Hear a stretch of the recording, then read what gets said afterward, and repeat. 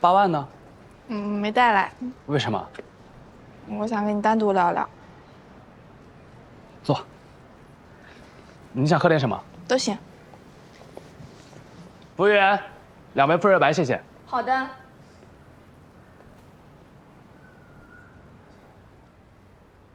我6岁的时候，爸妈就离婚了，在那之后，我就像个皮球一样，被他们踢来踢去。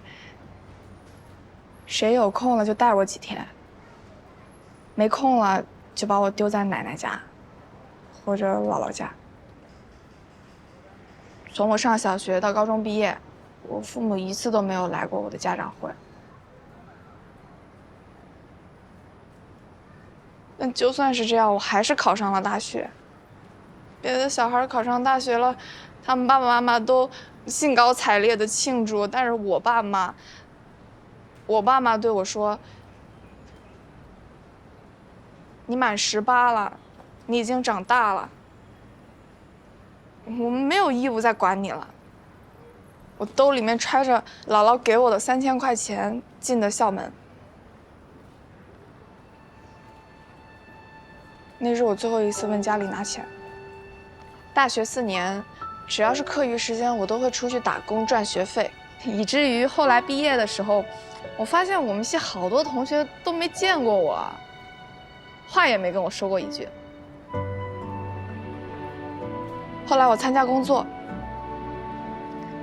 我发现我根本就不适合职场生活，因为我只会干活，我完全不懂怎么跟人交际，每天压力都好大，好痛苦，业绩也很差，领导很讨厌我，同事也另眼看我。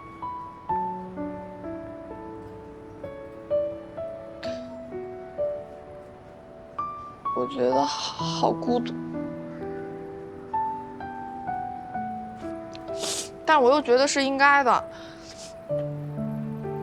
因为我从来都是多余的那个人。最后我被那个单位给辞退了。我抱着自己的私人物品走出那幢大厦的时候，不知道该去哪儿。我不知道下个月能住在哪儿，我不知道我还有没有钱吃饭了。我买了2块面包，随便找了个地方，坐那儿大口大口的吃，因为我觉得，就算死也要做个饱死鬼吧。我一边吃一边哭，我嘴巴里面都是面包还有眼泪。然后这个时候我就看到一条流浪狗，它就这么盯着我。我以为它也饿呀，我就掰了一半面包分给它。但是那小狗朝我走过来，它没有吃那个面包，它就靠在我身边，轻轻地舔我。我就这么看着它，有一瞬间，我觉得它就是上天派过来陪我的。这狗就是8万。从那天开始，我就有了这个真正的朋友，我有了8万，也有了家。因为遛狗，我开始学着怎么跟人相处。我认识了很多喜欢狗的人，在这些人里面，我也交到了新的朋友。可以这么说，没有8万就没有现在的我。所以8万对于你来说很重要。不管发生什么事儿，我绝对不可能抛弃他。我从来没有想让你去抛弃他，从来没有。但现在我必须做选择，不是吗？我知道很难碰到像你和阿姨这么通情达理的人，我也真的很想成为你们的家人。但是因为我不能离开8万，就要让你离开阿姨，这很不公平。我记得你说过，你最大的愿望就是娶个媳妇儿，跟妈妈住在一起，让她安享晚年。我说的这句话可以收回，我们也可以想别的解决办法。孝顺的男人都很善良，所以不要收回你说的话。可能是我跟8万根本就不应该闯入你的生活。还好发现的早，不然时间越长，感情越深，分开就越痛苦。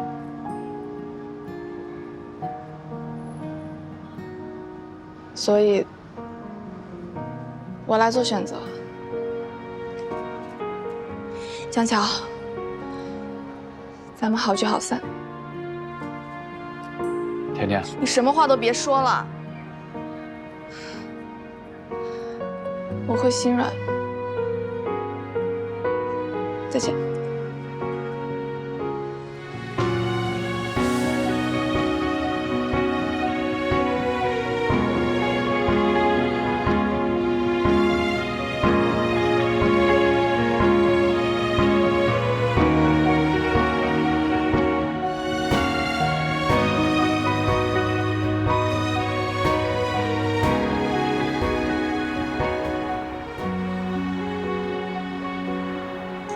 谢了旭。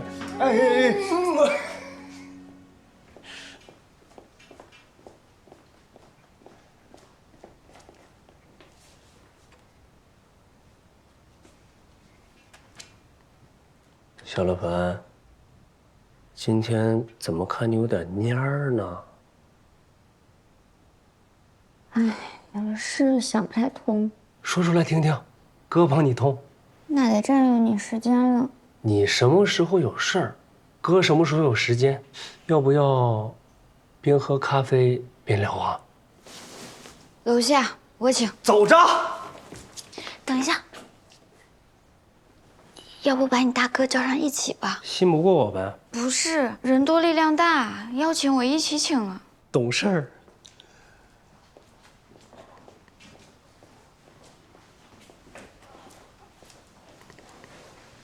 哥，挪步。别闹，我这写东西呢。劳逸结合，请你喝咖啡。谁掏钱啊？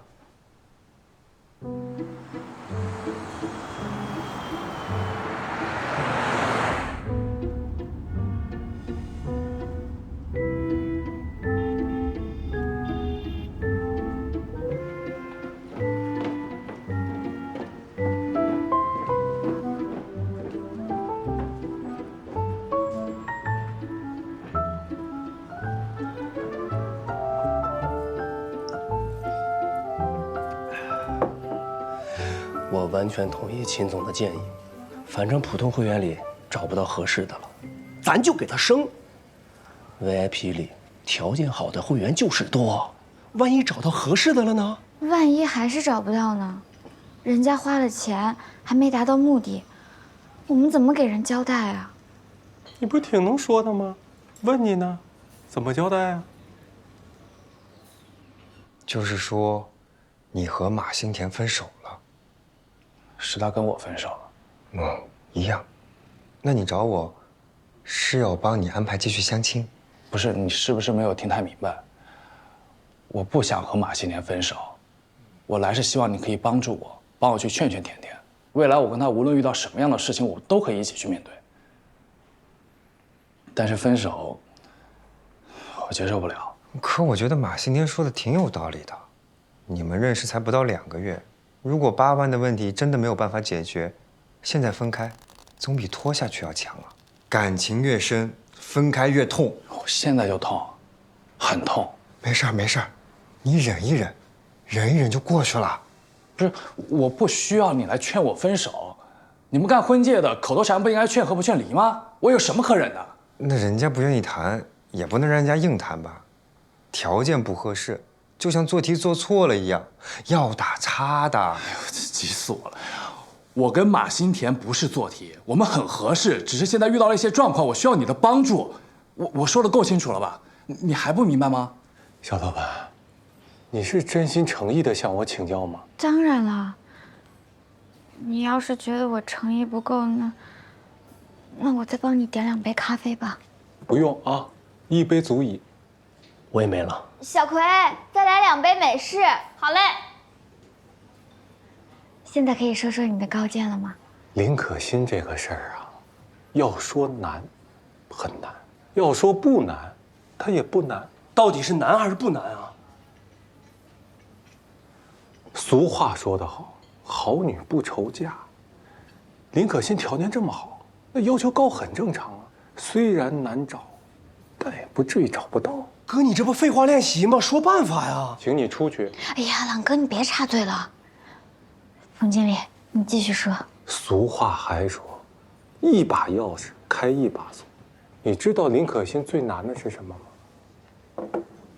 哎呦，是什么呀？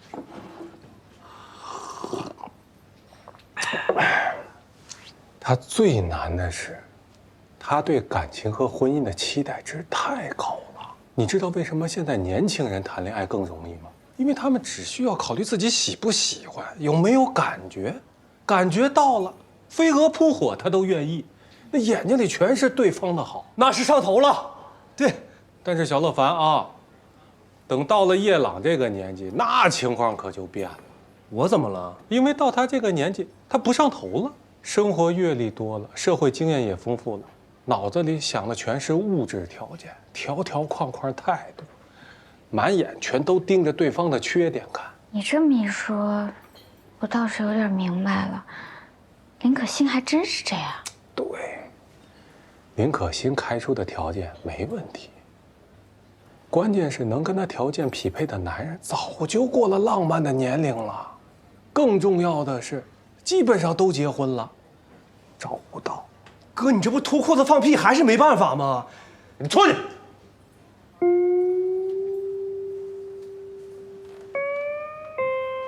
可是，办法我倒是有一个。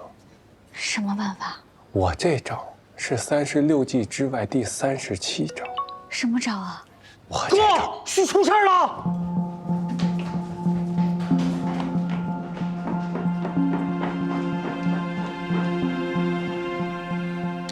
吓死我了！火星撞地球啊，多大个事儿，拿炮轰啊！旭，这事儿很简单，就让马新田给8万找一个好人家送走就完了。绝对不行！你这样做不等于是让一位单亲妈妈为了再婚把孩子送出去吗？狗跟孩子能一样吗？怎么不一样？现在他们年轻人啊，就这样，把狗当孩子养，把孩子当洋放，咱真不懂怎么想的。夏姐，你这话说的，狗当孩子养有什么不对吗？对啊，我没说你们俩。行了行了，别议论了，有什么想法赶紧说说。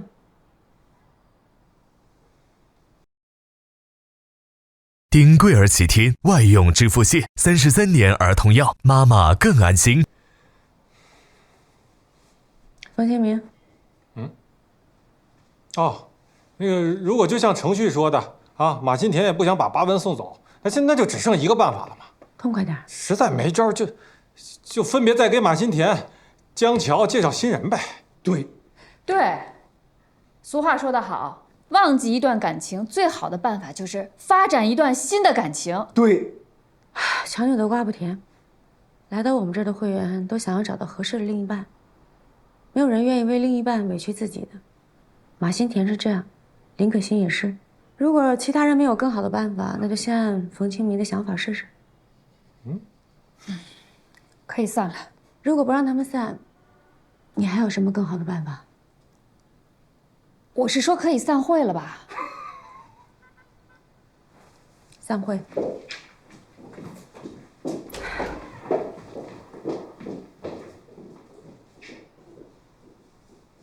金总，我刚才那句话是不是说冒了呀？这马新田和江桥是不是处理的也太简单了？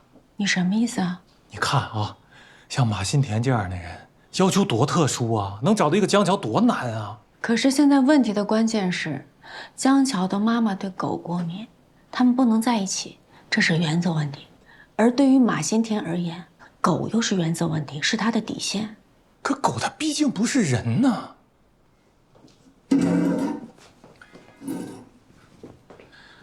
你说，马新田把对人的情感投射到了狗的身上，这真的是一件好事吗？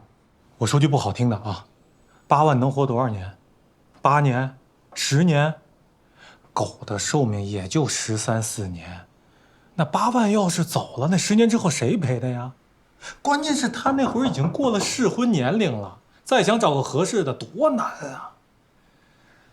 所以啊，我觉得咱们现在最重要的是帮他建立一份正常的情感，一份正常的人类的情感。是，他爱自己的宠物没有错，但他不能因为对8万的爱，就失去了他本身该拥有的正常生活呀。他爱自己的宠物，和爱他的爱人，这本身也不矛盾啊，这不应该是一道选择题啊。除非啊，他想好了，这辈子我就因为8万，我不谈恋爱了，我也不结婚了。可不是啊，他能找到咱们，就说明他还是希望有人爱他，有一个幸福的家。所以啊，这件事情要是不解决，你就算再给他找10个江桥，那也没用。刚才说要给他们俩重新找的是你，现在不同意的也是你，话都让你说了。我刚才那不就是随口一说，没想好吗？谁想到的？你那么严谨，做个决定你也不过脑子。你才不过脑子呢。人都有例外，马新田就是。从他过往的经历来看，我觉得在狗的问题上，让他妥协的可能性不大。要不这样，让程序先帮他找找试试。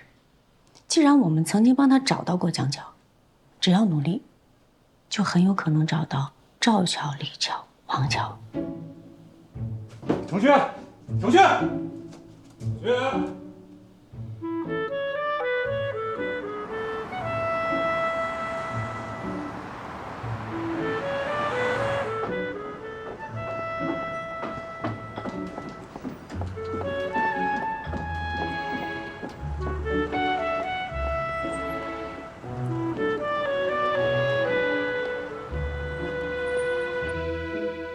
这2个人你看看，想进一步了解我帮你安排。我确认过了，他们2个还有他们的家人对狗毛都不过敏。这行吗？嘘。OK 了，听哥的没错吧？别说我没帮过你啊。夏婉清人呢？啊，今天周2下午他不上班。那不是下午吗？现在还不到11点呢。秦总，夏姐刚才接到一个会员电话，好像是见客户去了。啊？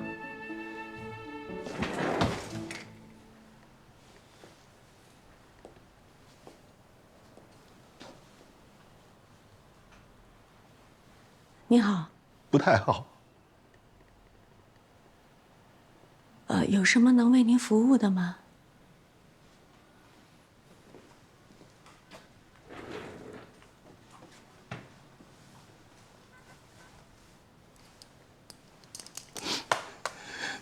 小朗，小朗，又开始了。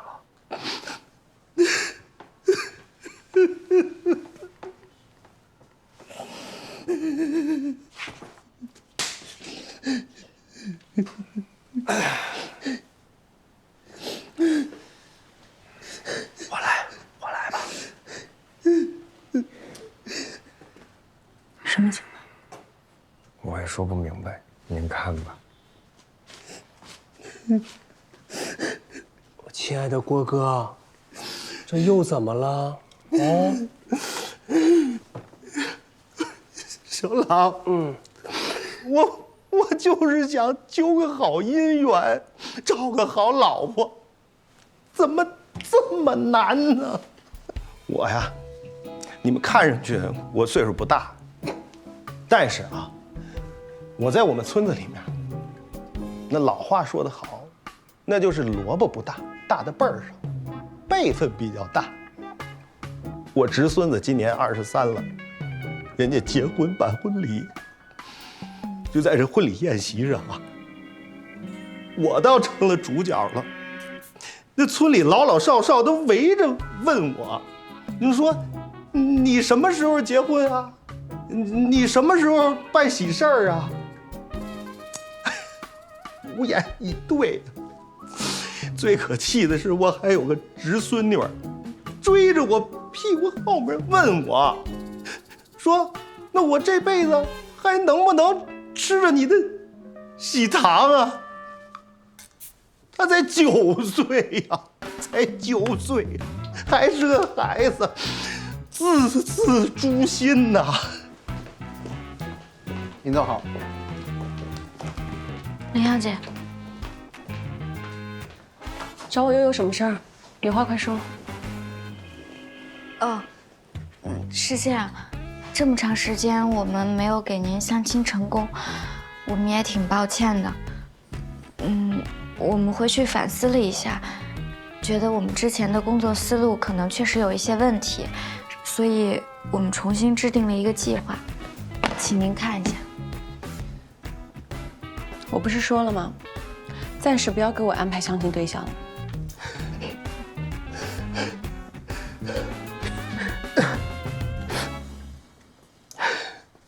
不哭了，眼泪也快流干了。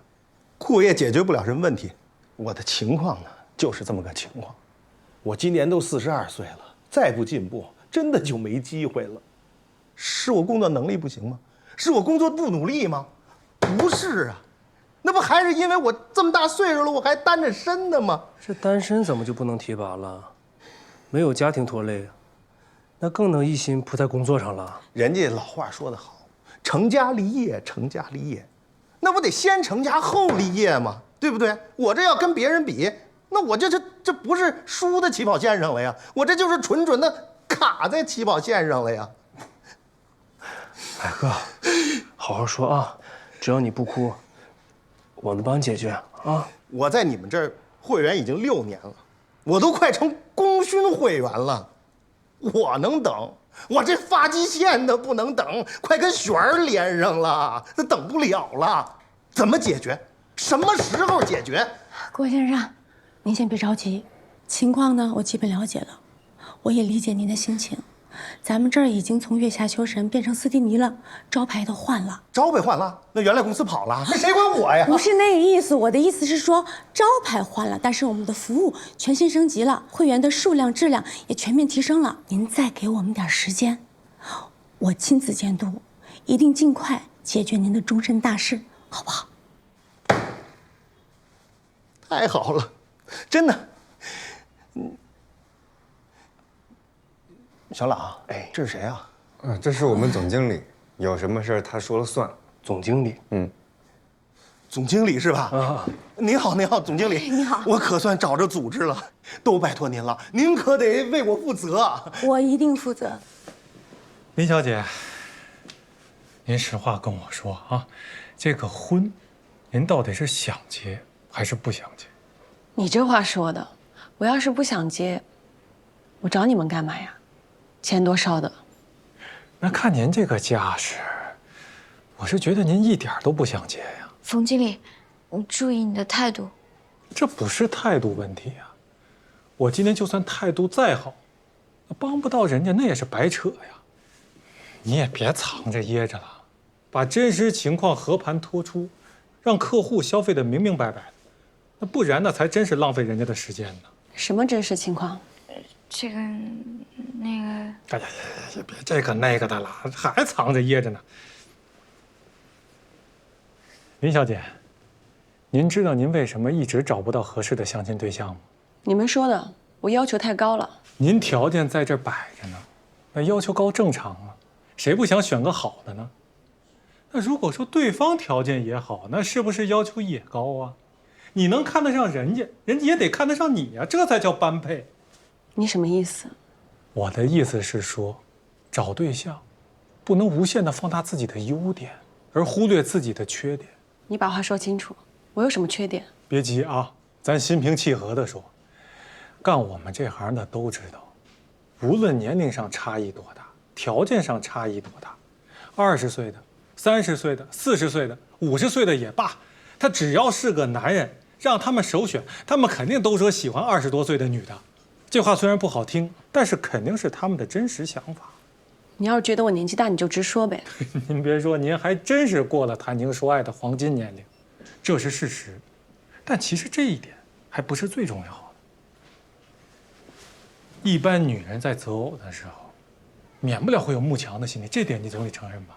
慕强？对呀，慕强。你仔细想想，如果有一个男的跟你年龄相仿，家境优渥，相貌堂堂，事业有成，那必定是个成功男士啊。那像这样的人有几个没结婚的呀？好，就算他真的是单身，那问题可就大了。那给你，你敢要吗？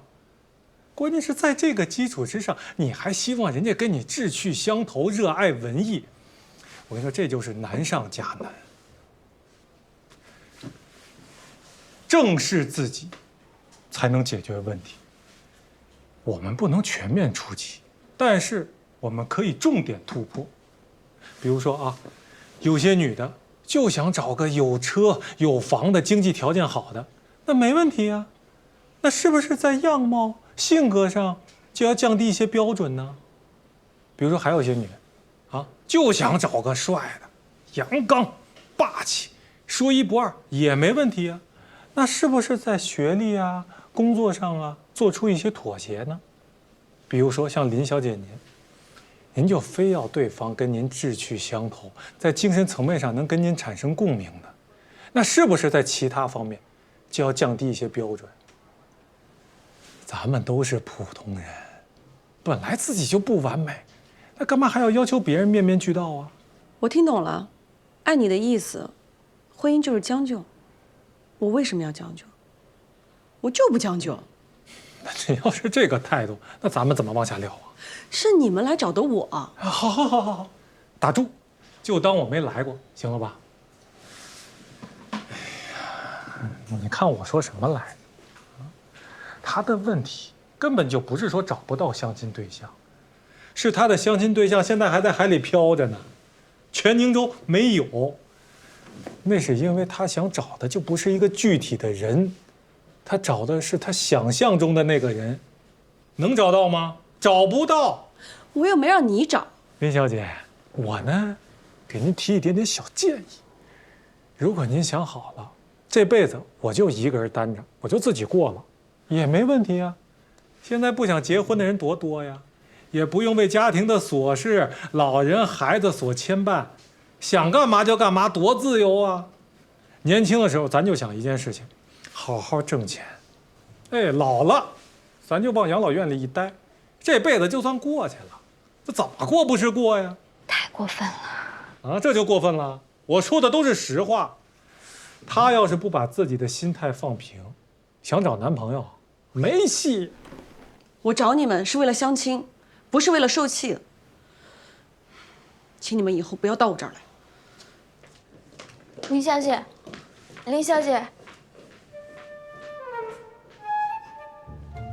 我的天哪！你刚才哇啦哇啦说那么多，我手心都出汗了。我看他那个样子，我生怕他跳起来揍你。我也怕。崩溃疗法，置之死地而后生。咱们今天要是不把他的真实想法逼出来，他都不知道他到底自己想要什么。那真崩溃了怎么办啊？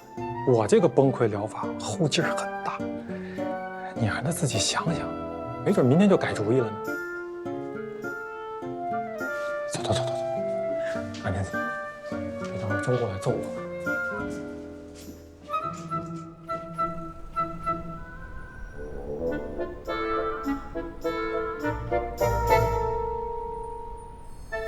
好吃，这辣椒炒肉味儿太地道了。儿子，是你心心念念想吃的那个味道吧？这辣椒啊，是你妈专门从老家带来的。那味道肯定不一样啊。那当然了。爸，你多吃点。哎，陆盘，你光看什么呀？吃啊！你看你现在瘦的，来尝尝阿姨炒的好不好吃啊？谢谢阿姨。吃。哎呀，大凡，你是不是不能吃辣的呀？有点儿。哟，那可不行啊！你赶紧学吃辣啊，要不然你跟盛况吃不到一块去。这个呀，就是要多吃啊，多吃多练就学会了。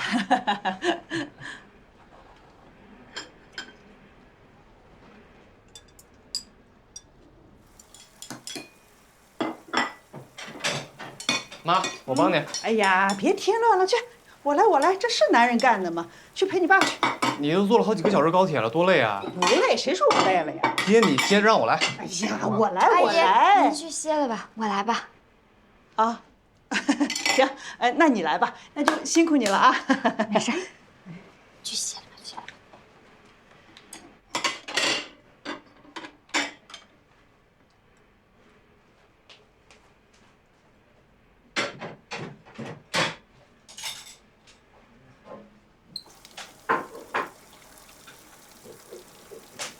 刚才啥都没吃，就吃一点青菜，委屈你了。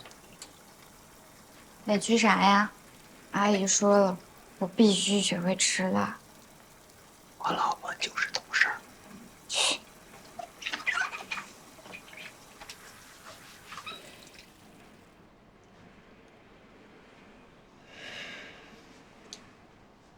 刚才我爸和我说不想住酒店，嫌贵。啊？那怎么办？屋里也住不下。上岁数都这样，一打听酒店一晚上200，打死都不去，还说敢让他们住，明天就回家。你说这事怎么办？要不让叔叔阿姨睡床，咱俩打地铺吧。怎么能让你打地铺呢？就我的意思是，咱俩住酒店，正好享受20时间。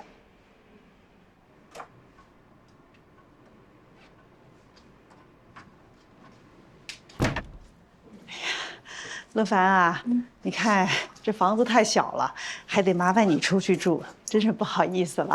没事儿。爸，那我俩先走了啊，有事打电话。哎，你去哪儿你？儿子，我和你爸这么远来就是看你的，那你也走了，这家还是个家呀？啊，家里地方太小了，住不下。那这沙发不够你一个睡的啊？忙活一天了，都没跟你妈说几句话。就是聊聊陪陪你妈。这怎么就住不下了？不是，乐完他一个人。你好好陪陪叔叔阿姨吧，我自己去行。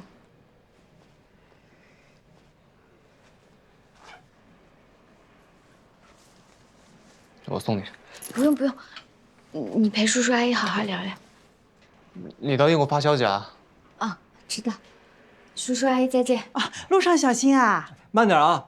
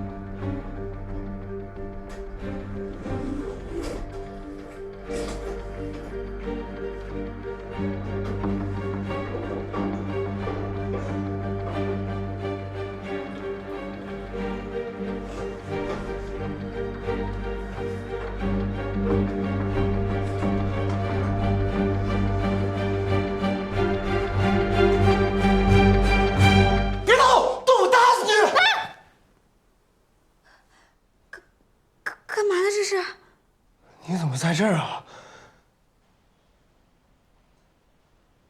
来点辣酱，这个好。不好辣。确定不加辣？不，那味儿可差多了。以后有机会我给你做螺蛳粉，那味儿绝了。妈呀，敢受不了，这已经很好吃了。是吧？秦总说了，这只能留给客户喝。晚上下班了还这么守规矩啊？谁叫你啊？我是你呢，我可没喝过。你说你男朋友是怎么想的？你租的房子，他们一家3口在那温馨的住着，把你赶到办公室来住，心可真大呀！你都能忍啊？我男朋友说让我去住酒店啊，是我自己舍不得，我一个人住，还浪费钱了，没必要。没想到你小小的年纪过日子学会精打细算了。我男朋友还说了，因为我们2家父母都是普通人，将来也没法啃老，只能靠我们自己多赚点钱，少花点，节约点呗。左一个男朋友，右一个男朋友，他说啥你都听啊？我也是这么想的呀。小心被骗。我们都在一起6年了，谁骗谁啊？6年了，那你是被洗脑了。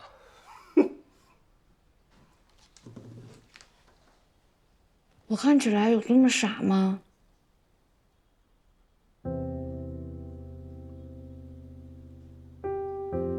我傻，开玩笑呢。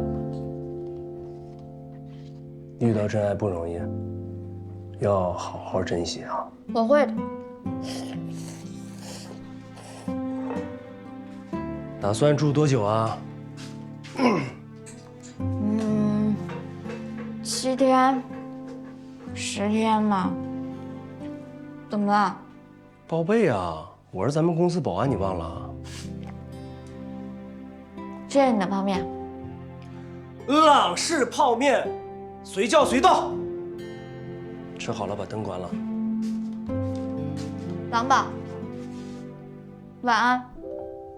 晚安。吃吧吃吧。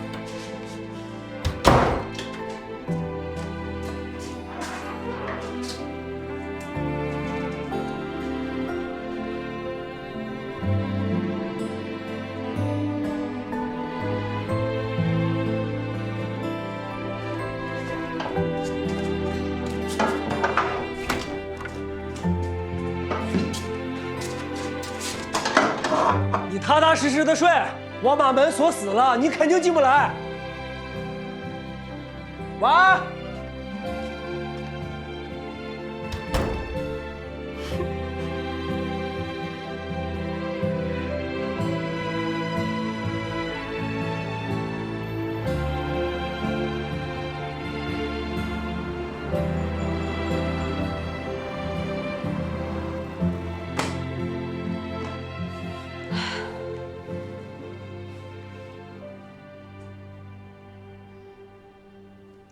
6年了，一个人能有几个6年啊？你们活活耽误了郭明山6年。他来的时候才36岁，正值壮年。现在呢，发际线都后移了。别笑了，还没给人找到老婆呢。肖婉清，你笑什么？郭明山是你负责的吧？是。可是这6年啊，我没给他找100个，也得有80个，那他一个都看不上，我有什么办法呀？他为什么看不上啊？他要求很高吗？我看过他的资料了，我觉得他的要求很合理啊。合理，那是字面上的。他跟我说了，最关键的就俩字儿，眼缘儿。就为这俩字儿，折腾了我足足6年，我还没哭呢。他一大男人有什么可哭的？顾明山这个事儿，我得替夏姐说2句。他这个人太轴，他长得就轴。我是真的搞不清楚啊，他到底喜欢什么样的？你说你给他介绍一个漂亮的吧，他嫌人家妖艳；你说你给他介绍一个温柔的，他说嫌人家没主见。好，我给他介绍一个设计师，他说他不想找同行，那我就给他找个个体户，他说嫌人家没编制。你说轴不轴？轴。所以你们就放弃了？不是放弃，是没辙。我算听明白了，6年了，你们还没有搞清楚客户的核心诉求，说明什么？说明你们根本没有走到郭明山的内心。你们不从自己身上找原因，还在这数落客户。今天我先不追责。说说现在吧，郭明山又回来了，说明什么？说明他对婚姻还有强烈的渴望。这一次，我们绝对不能再辜负他了。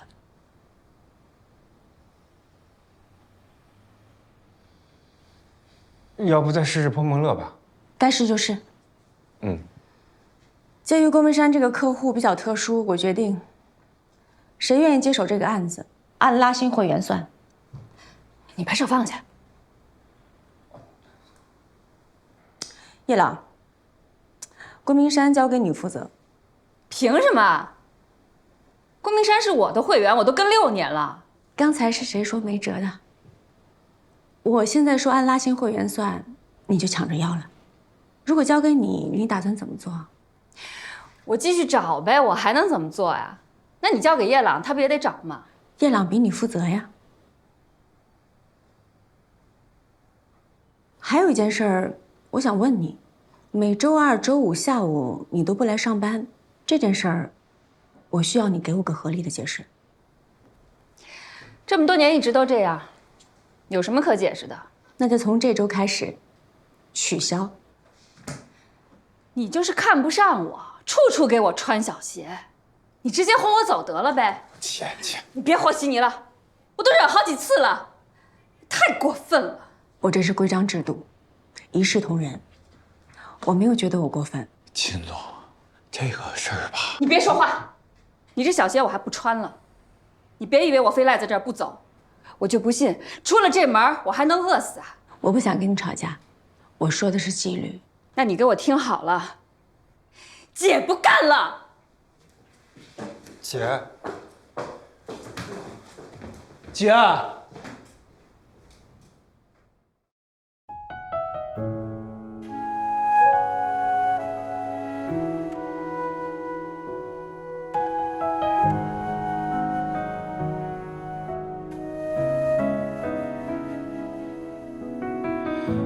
是否去未知的远方游荡？有人并肩，才不会彷徨。我背着沉重的行囊不离场，应该有可能找到一束光。幸好梦很亮，可以照见我心动的萌芽生长。希望你的爱能在荒芜中盛开，每一份青睐都填满我的空白。如夜后袭来的倦怠，会被你的关心化成风吹到人海。希望你的爱是不熄灭的存在，就算让解无解的缺也能重来。时间很快会帮我赶走阴霾。